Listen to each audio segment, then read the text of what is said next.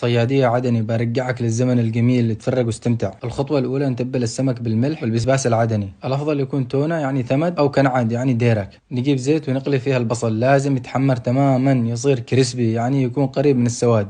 الزيت هذا يسمى زيت البصل، المتبقي حطه على جنب. نستخدم نفس الزيت نقلي فيه السمك. أنا ما قليت السمك كثير عشان ما يصير ناشف. الثمد باللغة الألمانية يسمى تون فيش، والديرك يسمى كينج فيش. افتهم لك يا مليح. وبعدها نستخدم نفس الزيت ونكشن فيه الفلفل الحار والفلفل البارد او البابريكا، وبعدها نضيف معجون الطماط والبسباس العدني ونكشن. نضيف الماء وفلفل اسود وملح كمون وكزبرة ناشفة. والآن نضيف البطاطا المسلوق اللي أنا سلقته قبل بماء وملح. البطاط هذا مستوي، ونضيف 80% من البصل. نقلب قليل ونضيف الثوم والكزبرة، طبعا الكزبرة من عندي لأنني أعشقها. نغطي عليه ونخلي النار على النص، وبعد ما الصوص يصير مكثف أو ثقيل نضيف السمك ونضيف الرز المسلوق ونعمل طبقات، ونضيف البصل المتبقي.